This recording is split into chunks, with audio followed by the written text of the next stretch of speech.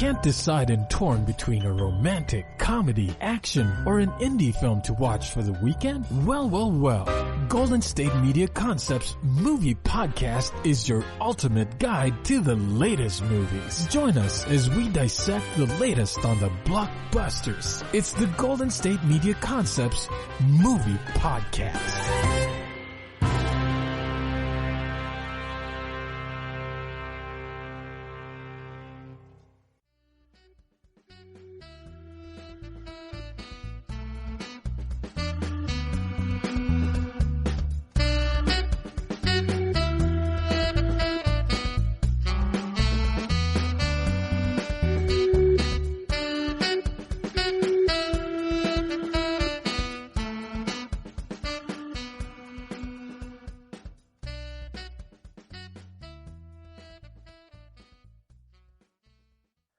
Hello, and welcome to the GSMC Movie Podcast, brought to you by the GSMC Podcast Network. I'm your host, Casey Baum.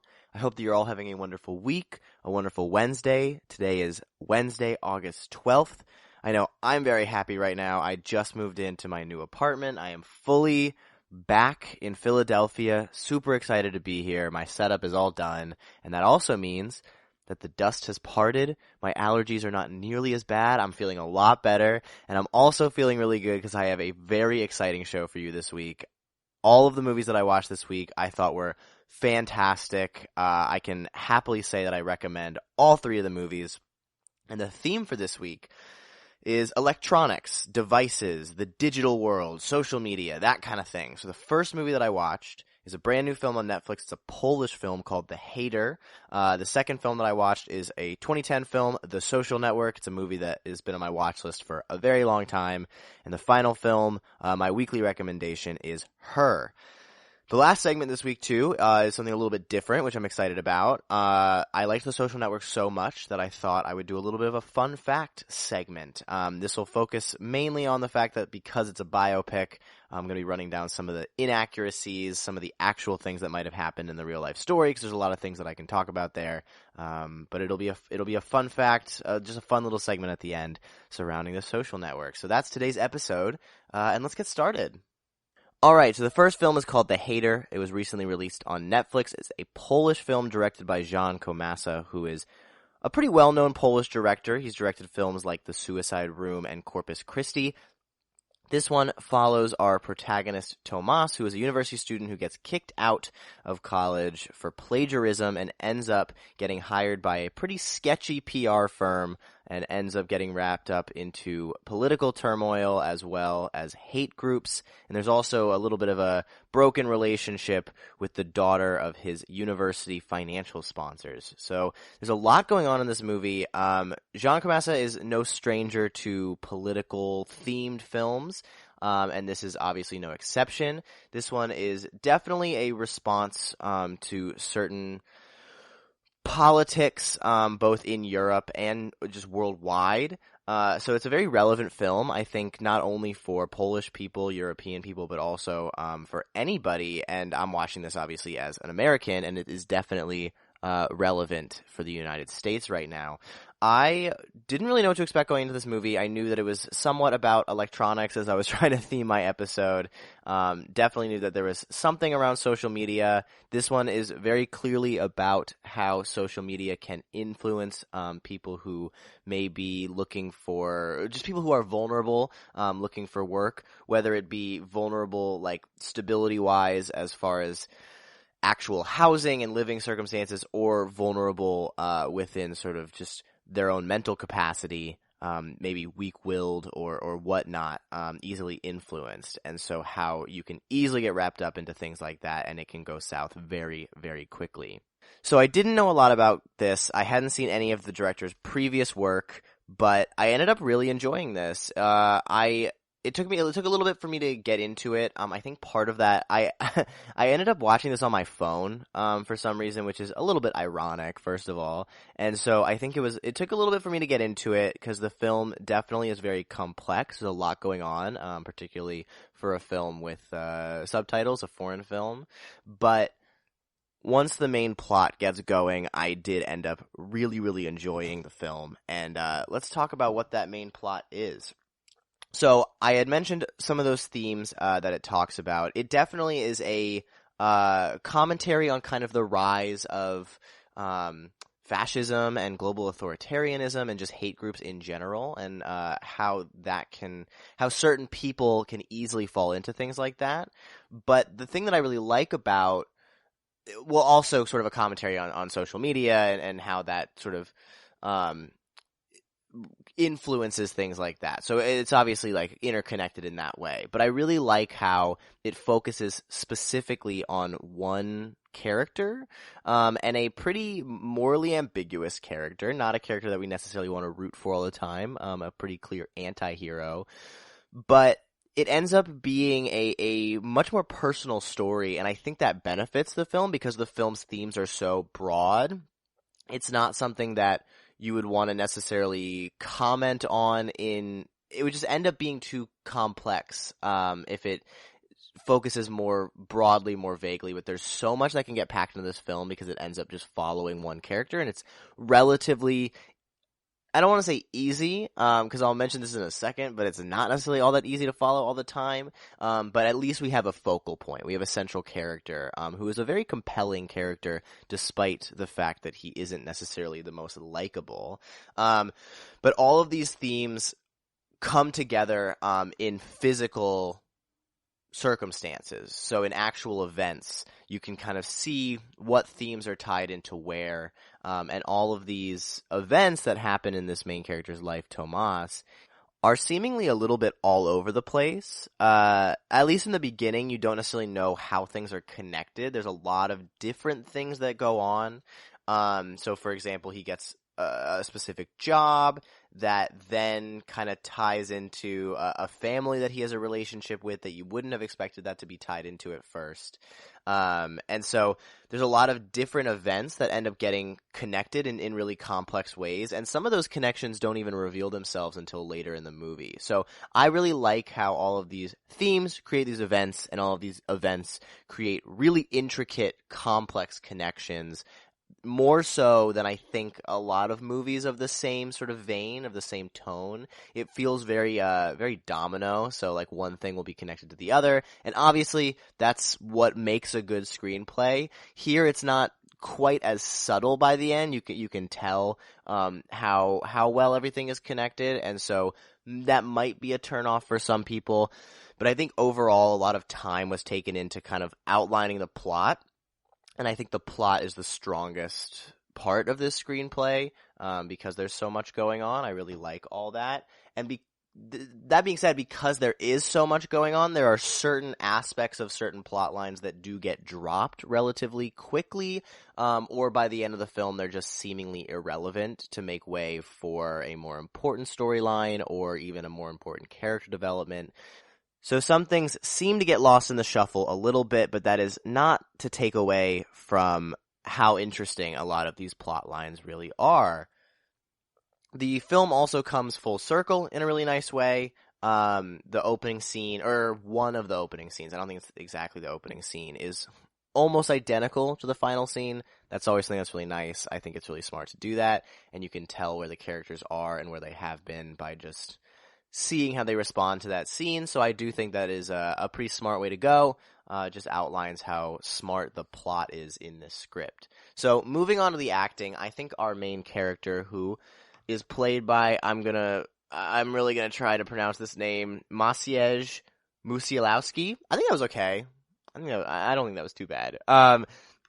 He does a phenomenal job. He does a really fantastic job. You can really tell, even in so he plays a very stoic character for a lot of it, but there are moments where he will either try and manipulate people or just in these quiet, intimate moments have these emotional outbursts, whether it be a simple outburst of just a couple tears, or something that ends up being just a fit of rage. There's some really nuanced, complex emotions that go on with him that we can see even when he is trying to be really stoic. So he really does a fantastic job. I will say I switched back and forth, not consistently. I only switched like once for a little bit to listen to the dubbed just to see what it was like. I don't really recommend that. It isn't the best dub, I will say that. The translation seems to be a little off. It's a different translation than the like subtitles, which I thought was a little bit odd. And then also the voice acting in the dub is just not all that strong. So that's not really reflective of the movie, because I know that that's a different department. Different production companies probably taking control of that. But the actual Polish actors in this are doing a really great job. And all the side characters do a really wonderful job too. This might be more reflective of the directing, but all of the performances here are very intimate. Most of the characters that we see other than Tomas, we really only see through Tomas. So a relationship between him and them, or even just listening from afar, because he does spy on a lot of different characters in this film. Just hearing their relationship with other people. And so a lot of it is very dialogue heavy. And so the performances here are very intimate to understand who these characters are through the eyes of other characters, which I think is really smart. And the one thing that I will say, because that's kind of across the board, which is why I say it might be more reflective of the directing, it's just that sort of how the performances seem to have been directed that way. So there are obviously specific decisions from different actors, but all across the board, that is sort of what it's the tone, the vibe of it. The other thing that I will say is that this seemingly to me is like the most sexual, non-sexual movie. Like there's a couple sex scenes, like, I mean, there's one sex scene, but then there's a couple more sexual scenes.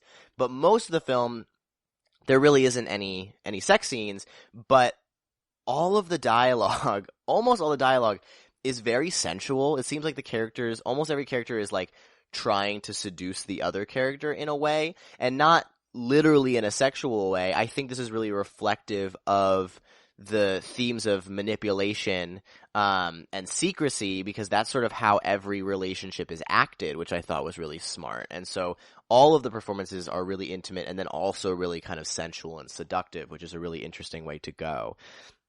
The production design here is pretty reflective of the tone and what the director probably wants to convey. Obviously, that's what makes a good film. That's how it should be. But most of the film, 70%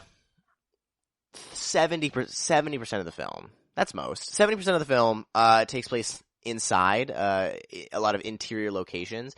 And most of those interior locations aren't necessarily empty, but they do feel very bleak and very cold. So it's a lot of white marble, just like a lot of like white gray structures. And I think this is somewhat to reflect how it may feel to be on a screen, because that's something that you can't really convey in a film because you're usually watching it on a screen. So it's hard to make that sort of meta commentary. But it definitely feels, because screens emit a blue light, and so a lot of productions will kind of go that route to make their film more blue, and that ends up making it very cold, very bleak. And this one here is very white, very gray, and so the sets also get a little bit bleaker and grayer as the film progresses. The film also gets much darker as the story progresses, and I mean not narratively, because narratively, of course, it does, but it also just gets lit much darker throughout it. Early on, there are scenes that take place in clubs, and even towards the midpoint, there's a scene that takes place in the club. And so that's very colorful, very bright, very sporadic, and then as time goes on, it just gets very dark. So that's obviously a conscious choice that reflects the narrative. There's a really effective digital space here, because obviously a lot of this takes place online. And film in general, film and television have not necessarily found a consistent way to portray texting or emailing. So every film kind of does it differently, which I think is really great. I think it makes for some really interesting creativity. Here it's pretty simple. It's simple text on the bottom left, bottom right of the screen. Sometimes it kind of in the middle to the side. But you can also see characters typing. It's a little bit less effective for somebody who isn't Polish, because it is obviously in Polish. So there are subtitles that I had to read as opposed to the actual text messages. But because it's so consistent, and the use of screens and laptops and phones are also very consistent, there is a pretty clear digital space that exists in the film that you kind of can't ignore for most of it, and it's it's built very effectively through the use of the subtitles, and obviously through the use of the screen throughout the film. The other digital space that exists in the film is probably, I put it in my cinematography category, but it's kind of cinematography, production design, and editing. It's a little bit of everything. But part of this film takes place in the literal digital sphere of a video game, and the video game is really well designed. It doesn't seem to be an actual video game. I could be wrong. Maybe it's a Polish video game, but it seems to be modeled off of like World of Warcraft, a lot of those sort of mythical type open world games, battle based games. And so that exists here, and it makes way for different character relationships, two specific characters to talk to each other. And the creation of this digital space is really interesting because the fact that it exists in a fantasy world, it can kind of reflect how characters are feeling in a much more literal, high-stakes way, which I thought was really fascinating. It also just makes things a bit more dynamic because we're seeing just a different thing that's not blue-lit darkness on a screen, and it's a literal different realm, and I really thought that was a great addition. It seemed a bit silly at first, but because of how serious it ends up getting towards the end, when they use that space, I thought it was a really great addition. I also thought the cinematography was pretty strong. Much like the performances, it's very intimate. It's really focused on close-ups, kind of mid-shots too, so it focuses mainly from the shoulders up. But you really get to see characters process different points of dialogue, and so because it's so focused on the dialogue and the relationships, you really get to see characters react to that, which I think is really nice. And because there obviously is the whole screen aspect, which I keep mentioning, the use of blue lighting and just harsh, cold lights in darkness is thematically focused on loneliness and vulnerability in a way that is really reflective through the lighting, which I think is really nice. As far as the editing goes, there's a lot of cross-cutting in actual scenes. So not between two different things, but in a, like, let's say a party scene, like a dinner party or even a club party, it'll cut between sort of what is our present and then also either the future or the past, overlapping dialogue and overlapping visuals, which is a really creative way to make the scenes more dynamic because it's not just because the whole film is basically a linear story. There's no real flashbacks throughout it. There are some moments, obviously, of adding sort of political context, but most of that is done through, like, the use of social media in general. But I really like how the scenes kind of exist in their own pocket. So you can kind of bounce around the scene in different ways to just make that more dynamic. It makes it a little bit confusing at times because of how complex those connections are, just like narratively. But I do think that it's a creative way to go about things. The soundtrack here, I really like. I think there are some really clever choices. I might be biased because some of them are in English, so I can actually, like, understand what the song is conveying. But there are some moments where the sound of the film will drown out in favor of a non-diegetic score or an actual song, a previously released song. And I think all of these choices are really nice, and it lets us as the viewers process the emotions that characters are going through without sort of the distractions of actual literal sounds, which is really effective in those scenes. So I've talked obviously a lot about the directing. I wanted to mention this. I know that I save directing for last on every review, but pretty much every aspect that I talk about beforehand is a reflection of how good the directing is or how bad the directing is. So, because that's just the choice that the director is making across the board. And so here, obviously the directing is really clear. It's really cohesive. He has a clear message. He wants to focus on the vulnerability that you can feel with these devices and social media, and how there are physical relationships that don't translate to the digital world. So obviously all of that is really well connected in all of the choices that the director makes. So I think it's a very competently directed film, even just a well-directed film. I don't want that to sound like a backhanded compliment. It is a very well-directed film. I like, too, that it's so focused on politics and the ambiguity of politics, that it also kind of reflects that in the characters too. So there really are no heroes, which I think is really nice. All characters are flawed in ways that we can't even really root for any single character. And so that's just narratively a really great route to go in, for the type of morally ambiguous this film is. So I really liked this film. It really surprised me. I think that it has some really great messages to show. It's a little bit long, but I don't feel like it drags on at all. So if you're really interested in the themes and the messages that this has, or just getting another foreign film to watch with your friends or your close ones, I would definitely recommend this one. I'm going to give this one a solid 8 out of 10. So that is The Hater, streaming right now on Netflix. So next up, I'm going to be talking about my weekly watch, which is The Social Network, and then my weekly recommendation, which is Her, and then stay tuned to the very end where I run down some fun facts about The Social Network. But right now, we're going to take a quick break. Want to know the latest and hottest music hitting the airwaves? Don't be left out. Listen to the Golden State Media Concepts Music Podcast. It keeps you on the loop with everything you need to know from pop, rock, hip-hop, and the top 40. And we'll throw in news of your favorite artists, concert and tour dates, and so much more. Listen no further, because this is the gold standard in music podcast.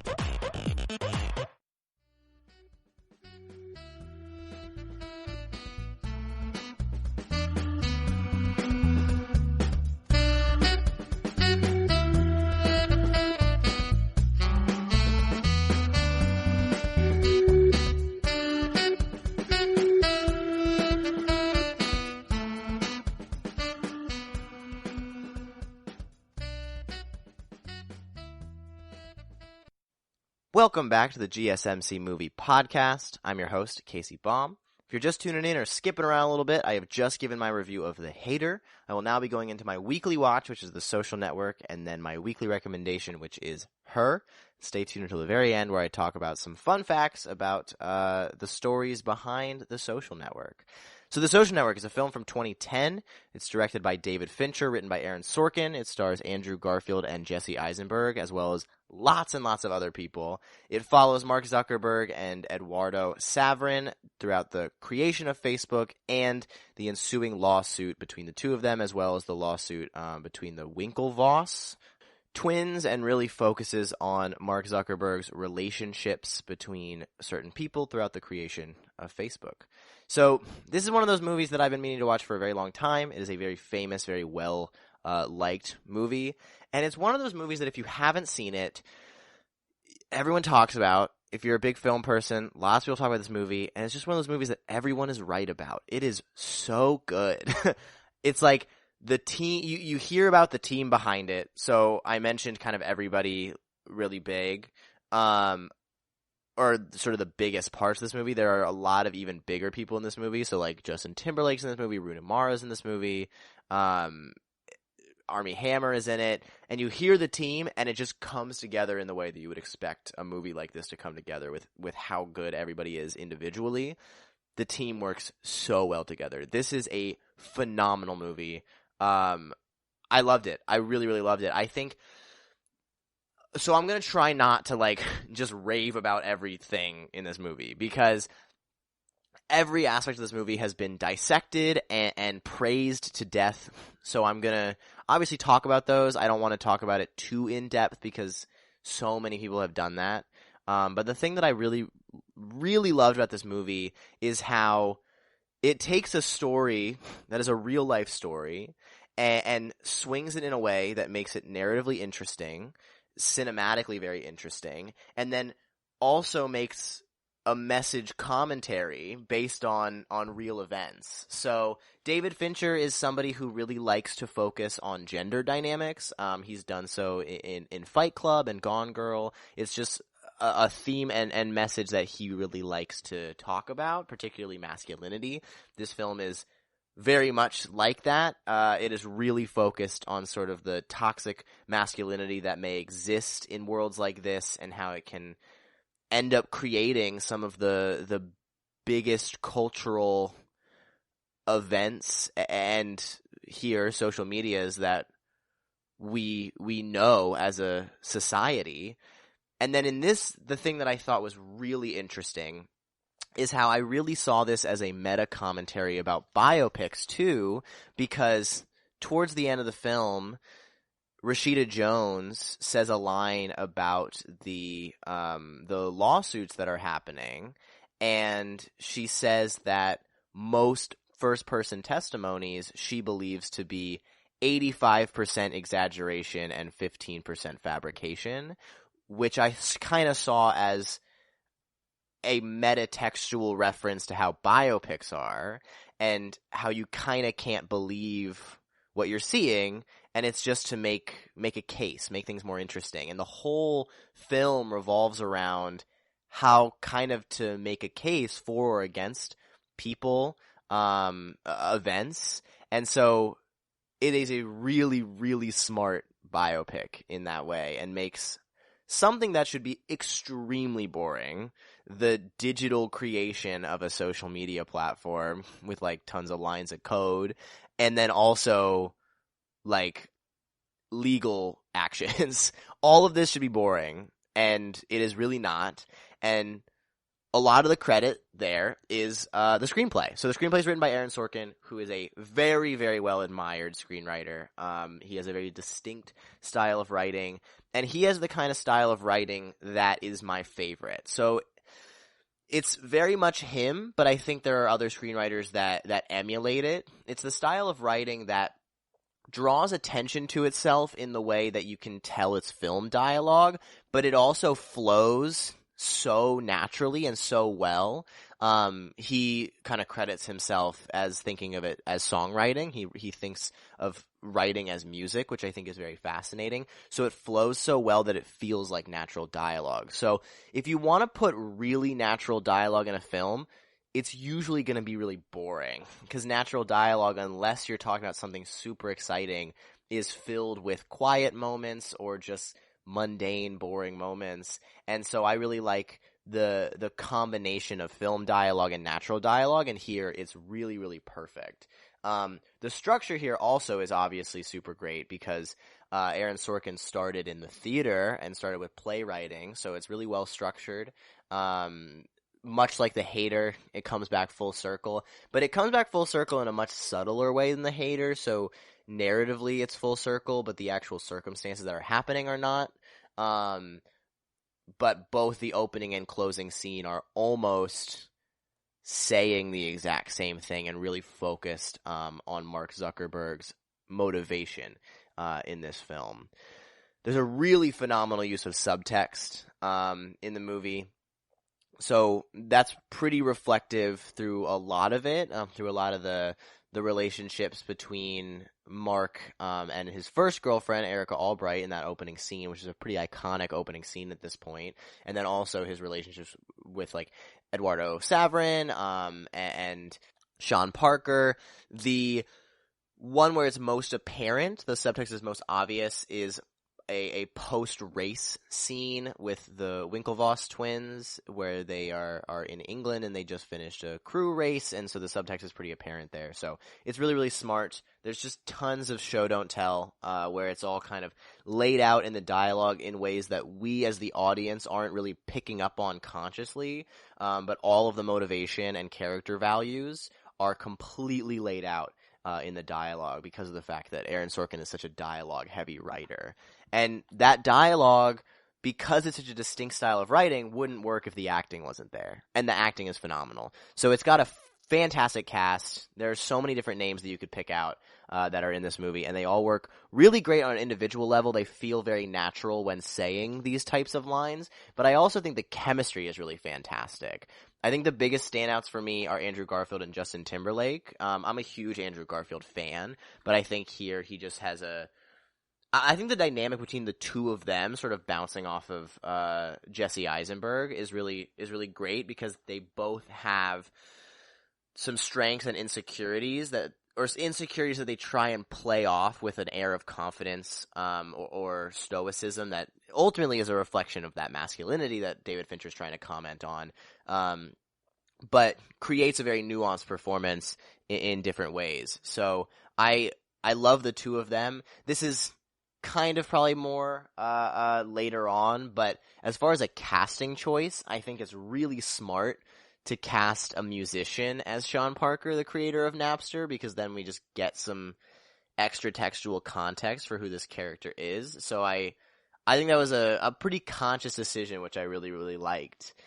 The portrayal of masculinity here is obviously one of the most interesting aspects of it. So every character has their own sort of way of portraying it in a social circle that is so focused on masculinity, and all of that is reflected in those opening moments. So it really is focused on gender dynamics in a way that isn't super apparent because it's about relationships between just men most of the time, but that is sort of where it's most reflected because all of those characters act and respond differently to the world that they're in. So I think specifically Justin Timberlake and Andrew Garfield, but obviously Jesse Eisenberg was nominated for an Oscar for this role too, so he also has a very phenomenal performance in this film. As far as the production design goes, the mise-en-scène is really focused on making Mark Zuckerberg a focal point, but also leaving room for everything to be kind of empty and lonely. Because, I mean, you'll find that with all three of the movies that I'm talking about, because that's just a very common commentary as far as like social media and the internet goes. But there's a level of isolation with Mark Zuckerberg that is kind of focused on his intellect and maybe his inability to connect to certain people, and so it's really focused on how that affects him, and you can see that in the production design where most frames with him in it feel somewhat open, somewhat empty, but then there are certain frames that are really heavily crowded, but even in those frames, Mark Zuckerberg is the focal point, and it's really focused on him and how he is not really a part of those crowds, even if he's controlling those crowds. So I think that's a really specific creative decision. Okay, so I think the only major thing, there's one more I think later on, but the one of the major things that I don't love about this movie is just how harsh the lighting is.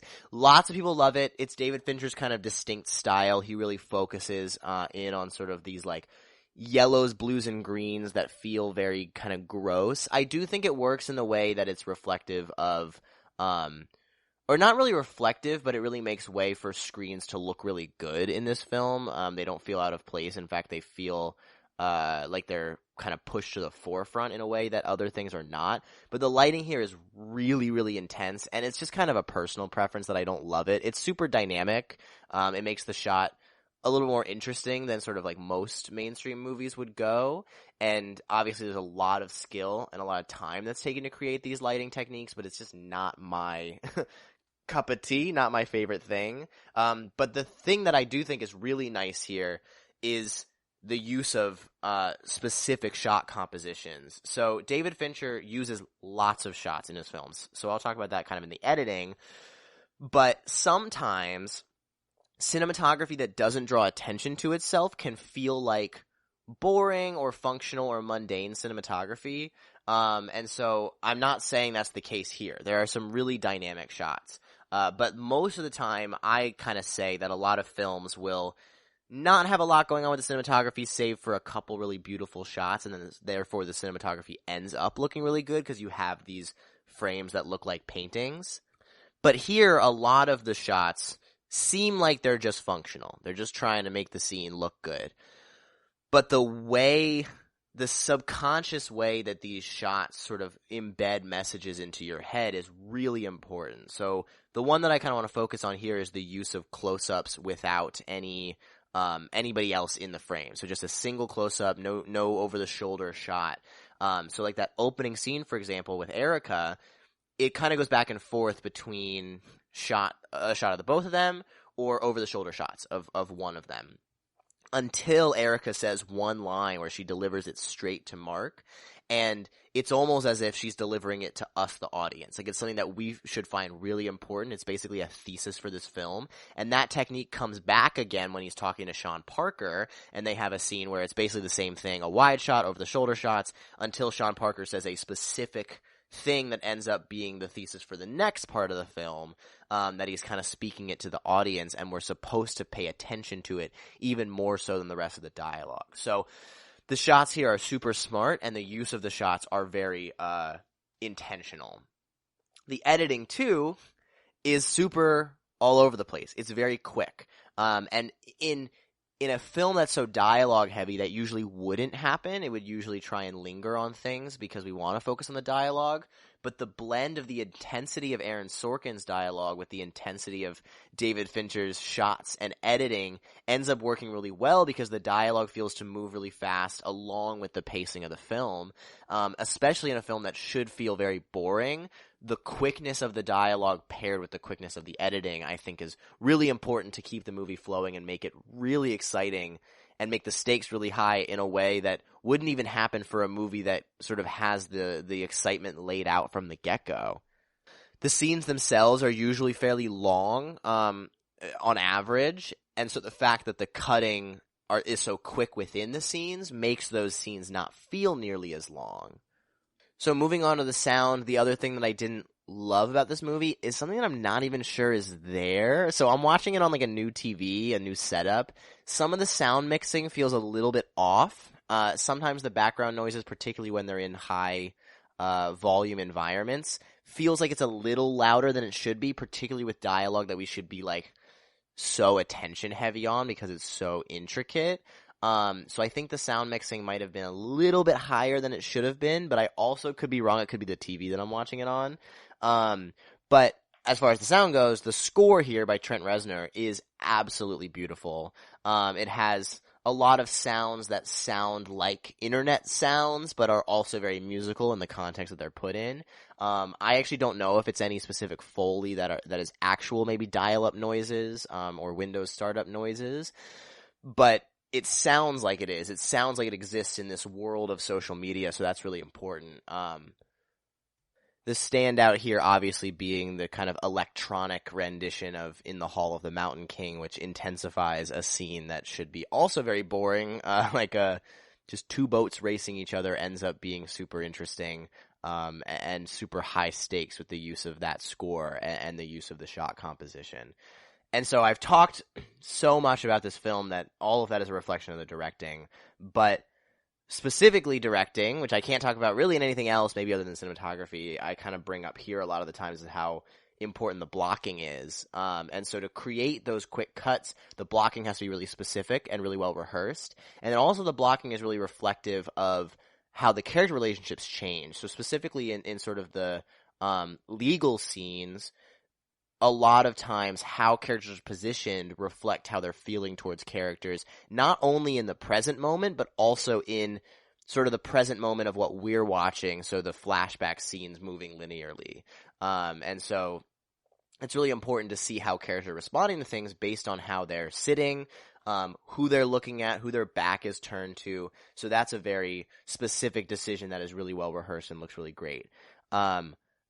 Ultimately, I just love the meta text in this film for the use of truth, and especially in like because this film came out in 2010, and Facebook was centered around the discussion of fake news for so long. And here, it's really focused on what is the truth, because the film even outlines that the film isn't even the truth, and the legal moments are not the actual truth. So there's so much going on here in a meta way that I just absolutely love. So there's so many great themes and messages in this. The heroes of this film are not even heroes, much like the hater. So there's just so many great aspects of this film. I really can't rave about this one enough. This has got to go in my top films now. I think it's so fantastic. So I'm going to give this one a strong 9 out of 10. Only really dialed back from those like lighting and sound things that I ultimately are just kind of personal preferences. But yeah, that's The Social Network. If you haven't seen it, I highly, highly recommend it. You really got to watch it. It's really great. Everyone's right. It's fantastic. So that's The Social Network. Next up, I'll be talking about another one of my favorite films, Her, and then the final segment, I'll talk about The Social Network even more and bring up some of those fun facts. So that's the episode. Stay tuned until that. But right now, we're going to take another quick break. Tired of searching the vast jungle of podcasts? Now listen close and hear this out. There's a podcast network that covers just about everything that you've been searching. Hey! The Golden State Media Concepts Podcast Network is here. Nothing less than a podcast bliss with endless hours of podcast coverage. From news, sports, music, fashion, cooking, entertainment, fantasy, football, and so much more. So stop lurking around and go straight out to the Golden State Media Concepts Podcast Network. Guaranteed to fill that podcast itch. Whatever it may be. Visit us at www.gsmcpodcast.com. Follow us on Facebook and Twitter, and download us on iTunes, SoundCloud, and Google Play.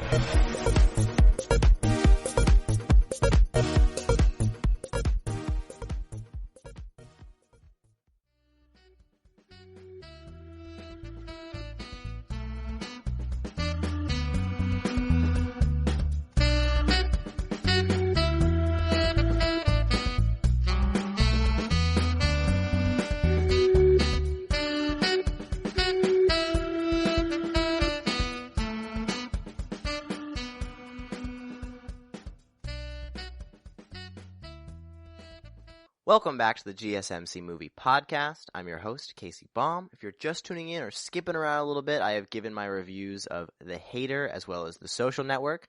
I'll now be going into my weekly recommendation, which is called Her. And finally, the final segment is going to be some fun facts about The Social Network, because I just found that movie so interesting. So, right now is Her, which is a film from 2013. It's a movie that I absolutely adore. It's directed by Spike Jonze, stars Joaquin Phoenix, Amy Adams, and Scarlett Johansson. It follows Theodore in the not-so-distant future, who is a lonely writer and ends up falling in love with his cell phone, the artificial intelligence in his phone. So it's definitely an odd premise, but a very creative premise, and it makes way for some very fascinating themes and ideas that get conveyed. So Spike Jonze is just one of my favorite directors. I have talked about him before. I talked about Where the Wild Things Are. I think Where the Wild Things Are edges out this film just a little bit, but that's personal. I think a lot of people like this film much more. But this film has so much to say. It's a fantastic romantic movie. But it's really focused more on just the connections that we as people can make, somewhat similar to The Social Network. All these movies are tied together in thematic ways even more than their actual narrative. So let's get into some of the things that I love about this movie. The screenplay is also written by Spike Jonze, so there is a semblance of ideas of messages that he wants to convey, both in the directing and in the writing. With a film that really has no physical intimacy throughout the entire movie, which is a staple of sort of the romance genre, it still is a very romantic, intimate movie, and I think that comes down to how the dialogue plays out. So even in platonic relationships, it just feels very intimate, and it's sort of hinted at that those platonic relationships may result in something more, or maybe should result in something more. But as they exist here, they are still platonic, and it just creates this kind of across-the-board human connection throughout all of the relationships that you may see Theodore wanting to pull back from, feeling like he's isolated, but really those connections should open up into much greater intimacy. And even in those scenes with his phone, Samantha, the AI, it's the dialogue is just so romantic and focused on closeness and personal connection and just this deeper understanding of each other in ways that's how a relationship would work. That's how a romantic partner would work. It's also all very believable. The dialogue flows really naturally in a way that this somewhat absurd premise feels very believable the entire way through. The relationships are just so well-rounded. even the smaller relationships, you can understand that these relationships have existed outside of the film, which is really important. There's a lot of time that has been thought to create these characters. This is the second movie on this list with Rooney Mara as a former lover. So Rooney Mara in this movie, the relationship between her and Joaquin Phoenix is something that doesn't really exist in the movie. There are a couple flashbacks, but those are mainly just kind of visual flashbacks, not much context to them. So you can understand that this relationship existed prior to the movie. Even the relationship with Amy Adams existed prior to the movie. So there's a lot that we can understand, that these relationships are multifaceted and they're not focused on just portraying one aspect of Theodore's personality. These other characters are also extremely fleshed out in ways that we might not even get to see on a literal plane within the film. The film asks these very big questions. I mentioned some of the themes a little bit earlier, but it's also really focused on loneliness and isolation and how our technology can kind of create that sometimes, but we can also create it ourselves. And so these themes are addressed throughout those relationships, and so these big questions don't really get answered other than in examples of how characters exist in this world and exist around each other. So the voice acting in this is fantastic. Scarlett Johansson does a wonderful job creating a totally fleshed out, multi-layered character for someone who we don't even see their face. And it's a robot, technically it's an AI, and so doesn't even really have a prior existence, any relationship with any of these characters, but we can really understand her motivations.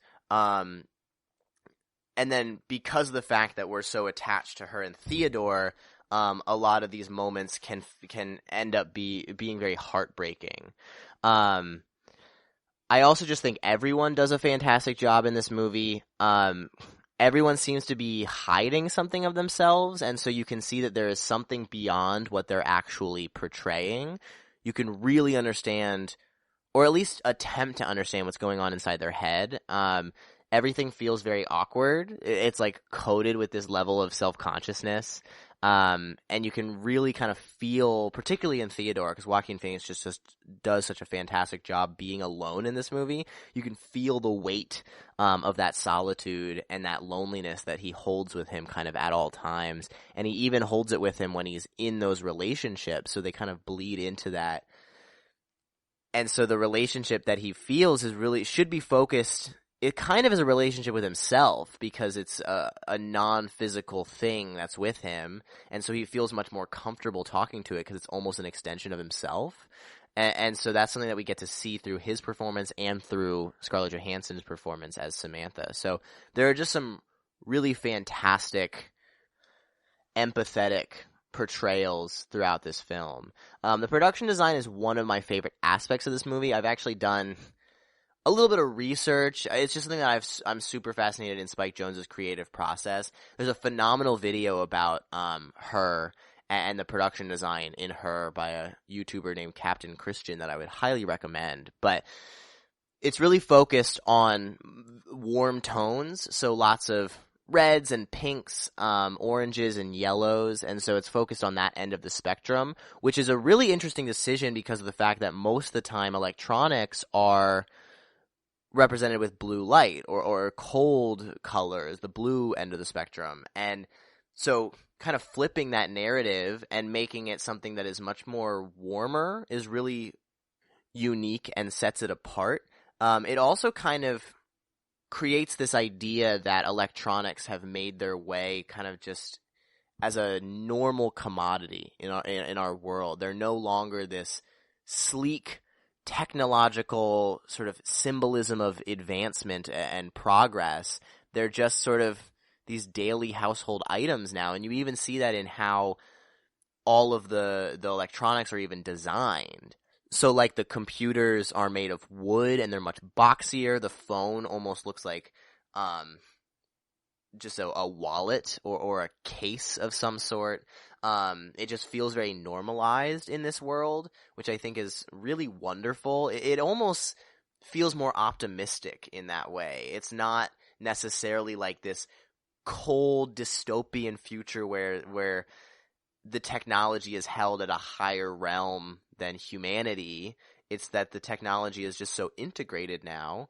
And even a lot of the times he's not even looking at the screen. It's fed to him through his ears. And so we get to actually experience the world around him in a way that you don't necessarily see in a lot of futuristic movies that are focused on technology. And as far as the world around him, there's a lot of care and time that was taken in creating that. I think the most fascinating thing about this movie is that it was filmed both in China and Los Angeles, and so it's kind of an integration of both of those two cities. And so it creates a much more crowded city because it's the architecture of both of them. It's sort of digitally composited to make it look like the same city. And then also the architecture is focused on integrating both Western and Eastern sort of ideas of architecture. And so it makes for a much more holistic world now. Like, this is what the future is going to look like. And that kind of lends itself to the optimism of the future, which I really like here. The lighting in this film is also kind of reflective of those warm tones. It's very soft lighting. You kind of can see all the dust particles. Nothing feels harsh. There's no harsh edges to the characters that kind of also exists in the color grading. It complements those tones really, really nicely. The cinematography, kind of like The Social Network, where there are a lot of these crowded places, whether it be outside of Theodore's apartment, or just kind of out in the world, or a crowded space. He's at the beach in one scene, which is a pretty iconic kind of image now. They're very crowded scenes, but they feel very empty because the focal point is Theodore. And you can see that he doesn't necessarily want to stand out. He kind of blends into the background, but usually his costuming stands out in a way, the way the camera is on him focuses on him, so he feels as though he stands out, even though he's trying his best to blend in. So I really like how it's sort of both empty and crowded throughout the entire film. Also, just a brief side note, I think it's one of my favorite final shots to a movie. It's a beautiful final shot that kind of has the symbolism of the movie as well as a flip on what the color tones symbolize. It also just is a very intimate, very cute moment, and so I think it's one of my favorite shots, favorite final shots in any movie. As far as the editing goes, the pacing is really slow for a lot of it, and I think that's to build the characters, because the characters are so specific in this movie, and we want to take time to understand them. So it builds these characters and it builds these relationships in a way that we wouldn't get if the pacing was much quicker, because it really isn't plot focused. It's a high concept, so the idea of falling in love with an AI is very creative, very unique, but you can kind of go anywhere from there. It's much more focused on the relationships and what that creates. So the pacing and the scenes are much slower, but sometimes the pacing moves quicker, the cuts move quicker, and that tends to happen when the relationship calls for it. So whenever the relationship is kind of at its honeymoon stage and things are really exciting, or the relationship is at sort of this turmoil, this kind of these chaotic moments, the pacing and the cuts move much quicker. And so you can kind of understand where these characters are within their relationship based on how quickly the film might move. The sound here is also very beautiful. It complements the cinematography and the production design very well. It's equally soft and warm. Arcade Fire does a lot of it, and I'm not a big fan of Arcade Fire actually, but sort of the indie rock element to this film, indie pop rock, creates it ends up sounding the way it looks, which I think is beautiful. And the score is also very memorable. A lot of times in films like this, it might complement the scene, but you can't really remember what it sounds like. Here it's super unique, and so it is very memorable. There's also a song that Scarlett Johansson sings, her and Joaquin Phoenix, that is also very memorable and is a really cute moment, focused kind of on the romance, which I really like. I just love this film. The directing in this film is obviously fantastic. Everything, there's so much time and care taken to every decision.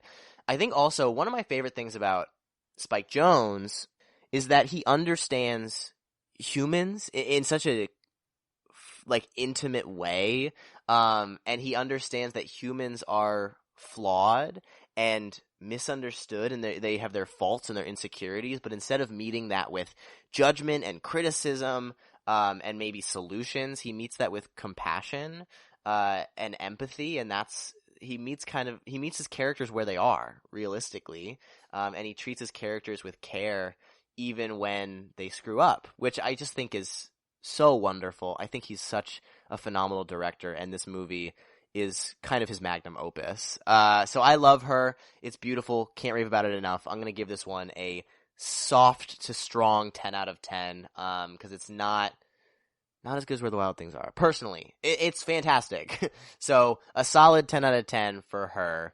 And that's that. That's my weekly recommendation. So I hope you guys check that out. But right now, I'm going to be talking about The Social Network again. I'm going to run down some of the actual events in real life that The Social Network is based on. So stay tuned for that while we take our final break.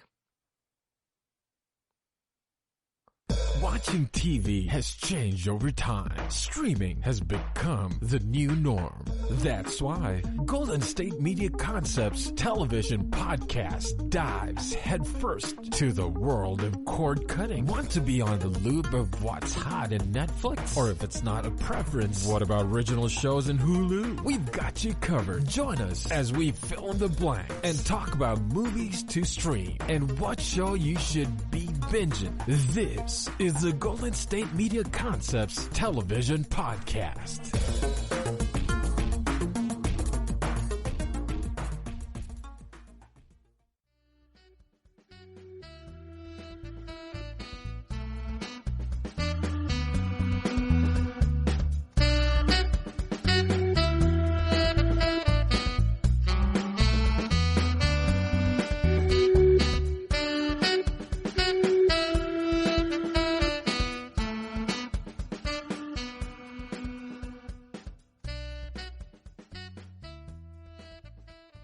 Welcome back to the GSMC Movie Podcast. I'm your host, Casey Baum. If you're just tuning in or skipping around a little bit, I have given my reviews of The Hater, The Social Network, and Her, and I'll now be talking even more about The Social Network with some fun facts and mainly delving into what the actual events the film is based on. So if you haven't seen The Social Network, most of my reviews I try not to be spoilery. I would recommend not listening to this segment if you haven't already seen The Social Network. I'm just going to be delving into very specific moments in the film that may influence your experience. I hope they wouldn't ruin it. It's just specific scenes that you definitely want to watch along with the film. So I would recommend not listening to the segment, going to watch the movie, and then coming back because I found all of this very fascinating. I kind of mentioned in the review that the film is kind of a commentary on truth, on biopics, on films, even biographies. So that kind of is reflected in how a lot of these moments are treated. There are tons and tons of inaccuracies within the actual film. And I'm not saying that's a bad thing. I actually think it's a very good thing because it creates this meta text. It also just creates a much more compelling narrative story that doesn't really exist in the real world. And so I'm just going to run down what the film is actually trying to portray, or not really trying, but what the events of the film are in actuality, how they actually happened. So let's start off with the fact that Rooney Mara's character, Erica Albright, doesn't exist. The entire motivation for Mark Zuckerberg's character doesn't really exist. The true aspect of that is that Face Smash, the first website that he creates, was created after a breakup. It's an unknown breakup. We don't know who the character is. It's not Erica Albright. And he did create Face Smash kind of in a drunken fit after the breakup. We don't know how quickly after the breakup. In the film, it's sort of one night after. We don't know if that's actually the truth. But it was created off of a breakup, not because of Erica Albright. In fact, the entire movie is kind of the motivation for Mark Zuckerberg's character kind of is surrounding the fact that he didn't get that relationship, and he may not be able to get another really intimate relationship. And so it's kind of all fueled by this, but in actuality, the film takes place in 2003, and in late 2003, he actually met a woman named Priscilla Chan when he was a sophomore at Harvard, who he's still married to today. So the idea that Facebook was created as sort of a vengeful, spiteful social media thing to get back at women may not be true, because of the fact that he had met his future wife, and he started dating her even pre-Facebook. So I thought that was definitely very fascinating, because Priscilla Chan isn't even mentioned in the movie. So Mark Zuckerberg creates Face Smash. It crashes the Harvard network. That part is not true, but Harvard did shut down the network in response to Face Smash. And so in the movie, the Winklevoss twins find out about Mark Zuckerberg through this and hire him because of it. That is not the truth. In actuality, the Winklevoss twins were referred, in a sense, to Mark Zuckerberg after the previous coder for their idea, the Harvard Connection, ended up having to drop out of the project. He ended up referring Mark Zuckerberg, and that's kind of how they found out about him. The other thing that is sort of kind of vague, we don't necessarily know if this is true, because no one on the production team that I am aware of had met Mark Zuckerberg when he is in college, but he's kind of this cold, socially awkward genius character, very reflective of who his public persona kind of is today. But a lot of firsthand accounts show him as a kind of a goofy college kid, potentially much nicer than he is in the film. So that's that may not be true, but that's kind of based on firsthand accounts and even certain videos that exist of that time period. Additionally, Eduardo Saverin is portrayed to be his only best friend, really his only friend within the movie. But that's not the truth. He was not his only friend. He was a very close friend, but he also had a very close friend named Adam D'Angelo, who ended up being a very big part of the company, who's not even portrayed in the film. And so he is a much closer friend who I believe they're still friends today. I don't think they had that same level of falling out, but he was a big part of Facebook. I believe he was the COO of Facebook for a time. So the film kind of focuses on Eduardo Saverin being the good guy. There are moments where that's kind of dissected. There are some moments where he falters, but we're kind of on his side the entire time. And part of the reason behind that actually is because the book that this movie is based on, called The Accidental Billionaire, Eduardo Saverin was in correspondence with the author for much of this film and served as much of the voice behind this film, and Mark Zuckerberg actually refused to comment. So much of the book is kind of from his perspective, and so we don't actually know realistically if he's even as good a guy as the film portrays him as, which I think is very fascinating. One of the things that is sort of reflective of that is that in the film, Eduardo Saverin is portrayed to be the only one that puts up money within the first couple months, year of Facebook. In actuality, Mark Zuckerberg put up a lot of money as well, a lot of his own money, ended up having to ask his parents for money. So Eduardo Saverin did put in that first $1,000 and did have a bank account that he had to freeze at a certain point to get Mark's attention, but Mark also put up money and didn't kind of leave it just to Eduardo Saverin. The other Eduardo-focused moment is how his shares in the film get diluted to 0.03%, which is extremely dramatic and extremely different than the real number, which is only 10%, which obviously his shares got diminished much more than a lot of the other members of the company, but we're still talking about millions, billions of dollars. Even 0.03% is millions and millions of dollars. But the actual number that the film portrays is much more dramatic and not the real number. So another thing that this film gets a lot of criticism about is that there are multiple women who are left out of the film overall. So Mark had employed his sister at Facebook at one point. There were a couple other female students who existed kind of in the beginning of Facebook who helped create the code, create the website, who are not in this film. A lot of that is credited to the fact that this is kind of a dissection of masculinity and how in a lot of that realm there aren't a lot of women. That just so happens that wasn't really the case here. And so I think that there is a lack of representation there, but I don't think it's without a purpose. I do actually think that the film's narrative kind of reflects that, and it's sort of a critique of it to begin with. But there are definitely some notable women who were left out of this story that it's very important to recognize. The other thing that's really different is that Sean Parker, how he discovered Facebook. So in the film, it's actually probably my favorite scene in the film. He finds out about Facebook after a one-night stand with a woman from Stanford, and in actuality, his roommate's girlfriend went to Stanford, and she had told him about the Facebook. So that's actually how he discovered it, and I kind of like the creative liberty that was taken there because I do really like that scene. I also really like the chemistry between Justin Timberlake and Dakota Johnson in that in the movie. I actually kind of wanted a little bit more of Dakota Johnson, even though she's sort of a one-off character. The final inaccuracy within the movie is the fact that the chicken cannibalism story, Eduardo Saverin being accused of animal cruelty, is not true. The Phoenix did have an article written about them in the Crimson that was sort of surrounding animal cruelty and chickens that was actually more focused on the torture and killing of chickens, so a little more brutal realistically, but Eduardo Saverin was never actually cited in that story, so that one is untrue. And that one is really interesting when you think about the line that Rashida Jones says when she's talking to Mark alone and talks about an actual courtroom setting with a jury. She brings up an allegation that is completely untrue, but just the idea of it creates this kind of image of a character within the jury's head.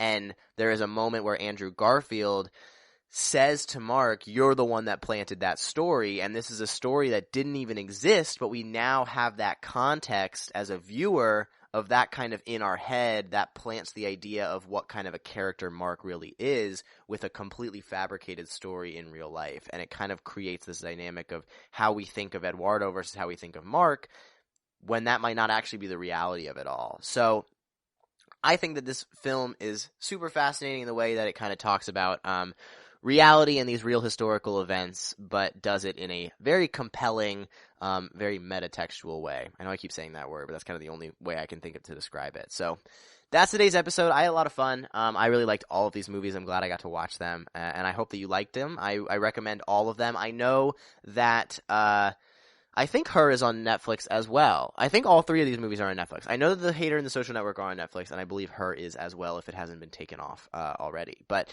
that's today's episode. I really hope that you enjoyed it. And as always, thank you for listening to the GSMC Movie Podcast, brought to you by the GSMC Podcast Network. I would like to ask that you please remember to subscribe to the show and write a nice review because that really helps us. Also, if you can please follow us on Facebook, Twitter, and Instagram. I have been your host, Casey Baum. Thank you, and have a good one. You've been listening to the Golden State Media Concepts Movie Podcast, part of the Golden State Media Concepts Podcast Network. You can find this show and others like it at www.gsmcpodcast.com. Download our podcast on iTunes, Stitcher, SoundCloud, and Google Play. Just type in GSMC to find all the shows from the Golden State Media Concepts Podcast Network, from movies to music, from sports to entertainment, and even weird news. You can also follow us on Twitter and on Facebook. Thank you, and we hope you have enjoyed today's program.